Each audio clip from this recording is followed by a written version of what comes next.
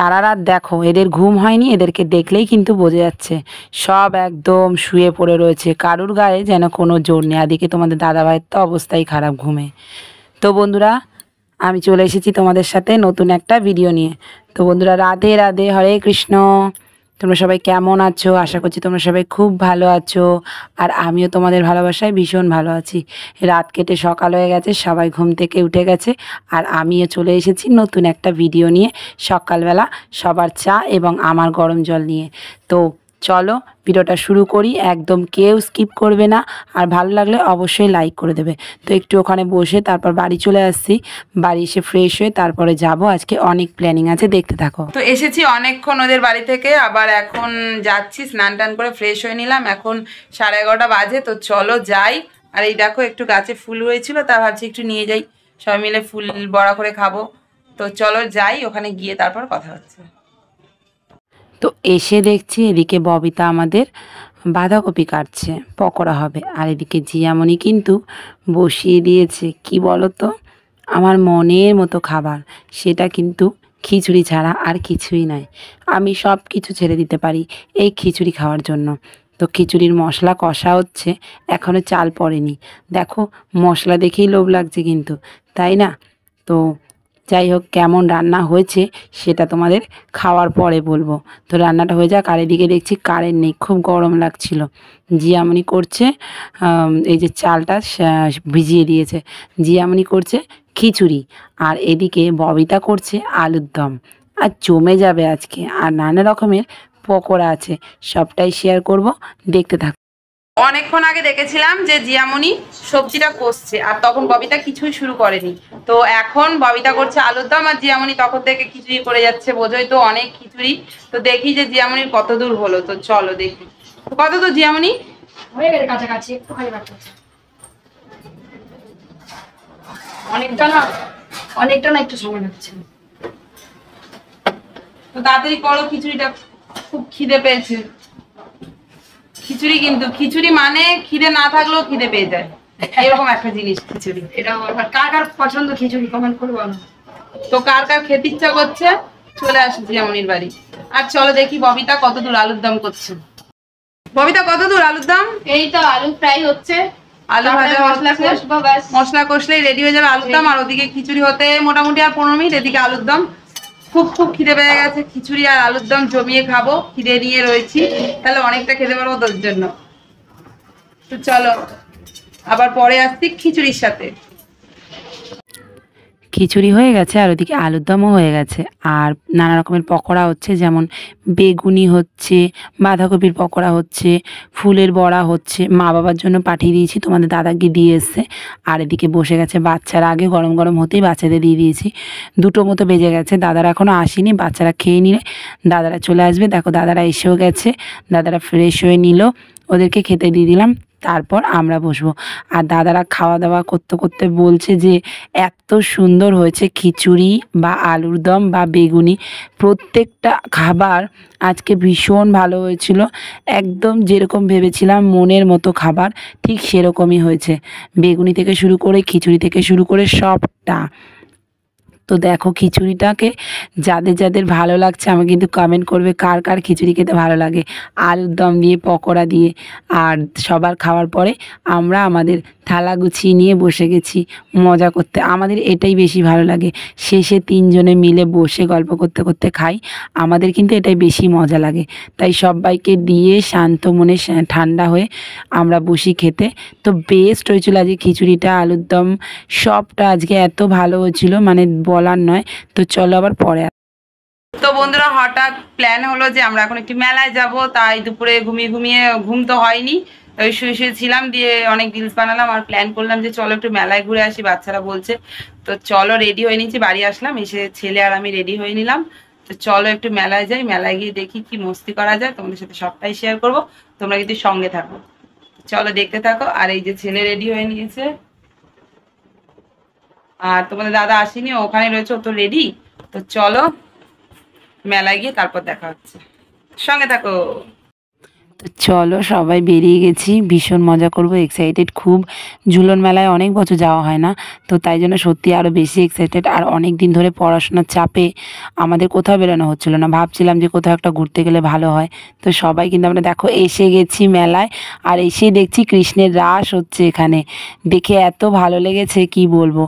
আর তারপরেই মেলাতে যখন ঢুকছি, কি ধরনের কি সুন্দর কারুকার্য করেছে, চোখের দেখে যেন এত মানে মন মুগ্ধ হয়ে যাচ্ছে। দেখো সুভদ্রা হরণ এটা, আর এটা কি লেখা রয়েছে, তারকা বধ, মানে ভীষণ ভালো ভালো সব জিনিস ছিল। এখানে কি রয়েছে, ভূতের দৈত্য না কি যেন লেখা রয়েছে, সব মানে অসাধারণ জিনিস। আর এখানে দেখো কৃষ্ণের রাস হচ্ছে, এরকম একটা মুহূর্ত এখানে তৈরি করেছে, ভীষণ ভাল লাগছিল। তোমরা দেখে নাও, তোমাদেরও কিন্তু ভীষণ ভাল লাগবে। আর কারা কারা ঝুলন মেলায় গেছো এবছর সেটাও আমাকে কমেন্ট করবে। আমি কিন্তু অনেক বছর যাইনি, তো সেই ছোটোবেলায় হয়তো গিয়েছিলাম, আর এই গেলাম, আমার ভীষণ ভালো লেগেছে। আর সব থেকে মজার, এখানে আসার সময় তো ভেবেছিলাম যে অনেক কিছু মজা করব, অনেক কিছু ঘুরবো, তা কিন্তু তোমরা দেখতে থাকো, দেখতে পাবে এত কিছু মজা আমরা এক্সট্রা করে পেয়েছি এখানে, সেটা সত্যিই ধারণা করে পারা যাবে না। তো তোমরা দেখতে থাকো কিন্তু। তো দেখো এবার কিন্তু মেলায় ঢুকে গেছি। আর একটা কথা বলি, তোমরা দেখতেই পাচ্ছ যে আমার গলাটা আজকে বসে গেছে, তোমরা শুনতে পাচ্ছ। তো এই গলা যে বসে গেছে তার কারণটাও তোমরা এক্ষুনি কিন্তু দেখতে পেয়ে যাবে। দেখো কি সুন্দর টেডি, চারিদিকে ঝলমল করছে। মেলা অনেক দিন আসি না, তাই সত্যি কাল ভীষণ ভালো লেগেছিল। দেখো কি ধরনের সুন্দর কানের, আর কানের কিন্তু মেয়েদের বেস্ট হয়। একটা জায়গা দেখতে পাচ্ছ পুরো কানের ভর্তি, আর এইদিকে বাচ্চাদের জিনিসপত্র রয়েছে। তো সবাই সবার মধ্যে একটু আলাদা হয়ে গেছিলাম এই সময়, যে যার মতো একটু ঘুরে বেড়াচ্ছিলাম। আমি আমাদের মতো ছিলাম, জিয়ামনিরা ওদের মতো ছিল। ববিতা অনেক সময় ওকে খুঁজে পাচ্ছিলাম না, জানি না কোথায় ও চলে গেছিলো, তবে ওকে ফোন করে আবার ডেকে নিই কাছে। এদিকে দেখো আমার ছেলেটাকে দেখো, সব কিছু দেখে ভাবছে যে সব যদি ওর হতো ভালো হতো। প্রত্যেকটা বাচ্চারই মনে হয় এরকমই ভাবনা চিন্তা থাকে, মেলায় আসলে এটা কিনবো, ওটা কিনবো, সেটা কিনবো, এরকমই করতে থাকে। সত্যি বলতে আমাদেরও ইচ্ছা হয় বড়দের, কিন্তু আমরা বুঝি সবটা। আর দেখো আদিযোগী আমার ভোলানাথ, আর এদিকে রাধা কৃষ্ণ আছে, কত আর কত রকমের না ভগবান রয়েছে, ভীষণ ভালো লাগছিল দেখতে কিন্তু। দেখো আর এদিকে দেখো বাচ্চাদের দোলনা, চারিদিকে মানে চারিদিকে ঝলমল করছিল, আর আমাদের বাচ্চাগুলোর তো ভীষণ মজা লাগছিল। আর ওই দেখো নাগরদোল্লা বন্ধুরা। আর এই দেখো আমরা উঠে গেছি এখন ময়ূরে, অনেকে নৌকাও বলে, ভীষণ এক্সাইটেড। দেখো বাচ্চারা সবাই উঠেছে, আর পরে তোমাদেরকে বলছি কি হলো ব্যাপারটা। আমার ভালো লাগছে, কিন্তু মেয়ের জন্য আমি ভালো মানে এনজয় করতে পারিনি। আর আবার চল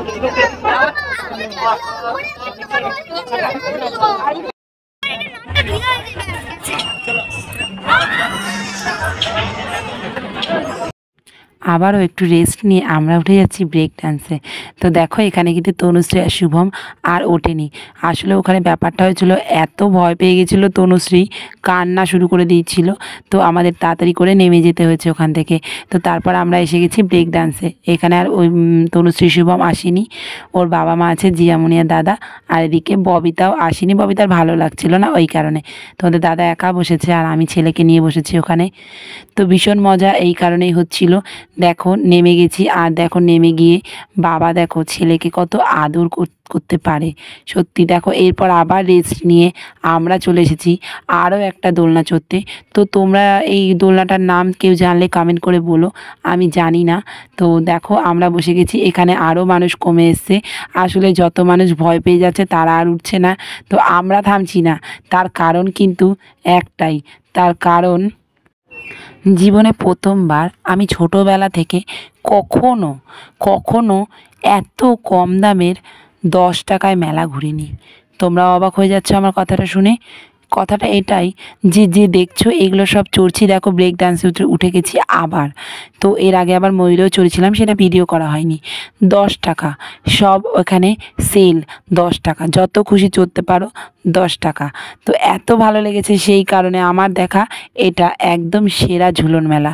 তো তোমরা আমাকে কমেন্ট করে জানিও যে তোমরা যেখানে তোমরা থাকো সেখানকার মেলাগুলো যে তোমরা যাও, সেখানকার এই দোলনাগুলো সব চড়ো যে কত করে। আমার দেখা এটা ফার্স্ট যে 10 টাকা, আমি এমনি বেশিরভাগই 70, 80 এরকম নেয় আমি যাই চড়ি, হয়তো একটা চড়ি চলে আসি, বাচ্চাদেরকে হয়তো একটা চড়াই দিয়ে তারপর নেমে যাই, কারণ অতটাও সামর্থ্য নেই, মধ্যবিত্ত সংসারে আমরা পরিবারে থাকি, তো অতটা সামর্থ্য নেই যে মন খুলে খরচা করব, যেটুকু পারি সেটুকুই আনন্দ করি।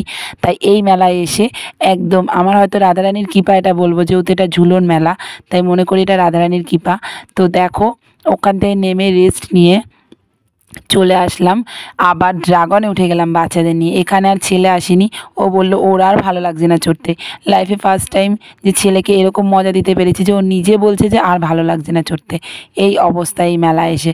তো সত্যি প্রত্যেকের আমাদের পুষিয়ে গেছে মেলায় চড়ে ফার্স্ট টাইম। তো চলো মেলায় অনেক ঘুরলাম, আর হ্যাঁ এই প্রথম মেলা যেখানে এত চড়েছি, কিন্তু কিচ্ছু না খেয়ে বাড়ি চলে যাচ্ছি, কিছু না কিনে। তো চলো বাড়িতে এসে গেছি, বাড়ি গিয়ে কথা বলছি। তো বন্ধুরা বাড়ি এসে গেছি, আর এখন দেখো গলাটা পুরো বসে গেছে আমার। আমার আসলে একটু চিল্লালেই গলা বসে যায়। সবাই ফ্রেশ হচ্ছে, আমিও ফ্রেশ হয়ে নেবো। ভীষণ এনজয় করলাম, ভীষণ এনজয় করলাম। তোমরা তো দেখতেই পেলে সবটা। আর সবচেয়ে বেশি আজ মনে হলো লাইফে ফার্স্ট টাইম এতটা সস্তায় ঘুরে আসলাম ঝুলন মেলায়। বিশ্বাস করবে না, ফার্স্ট টাইম মেলাতে গেছি, কিছু না খেয়ে আসলাম, তারপরও এতটা মজা নিয়ে আসলাম সঙ্গে করে, কি বলবো। আমার দেখা সবচেয়ে সেরা মেলা ঝুলন মেলা, সবটাই কৃষ্ণের কিন্তু রাধারানীর, এই কারণেই হয়তো। তো চলো ফ্রেশ হয়ে নিয়ে খেয়ে দিয়ে শুয়ে পড়বো, আর একটু ফোন টোন আর হাত দেবো না। তো তাহলে বন্ধুরা ভিডিওটা আজকের মতো এখানেই শেষ করছি। তোমরা সবাই খুব ভালো থেকো, সুস্থ থেকো, আর এইভাবেই আমার পাশে থেকো। আর ভিডিওটা যদি ভালো লাগে অবশ্যই একটা লাইক করে দিও বন্ধুরা। সারাদিন অনেক কষ্ট করে কিন্তু একটু ভিডিও বানাই, তোমাদের একটু ভালোবাসা পেলে আমার ভীষণ ভালো লাগবে। কালকে আবার আসবো নতুন একটা ভিডিওর সাথে। তো সবাই বলো রাধে রাধে।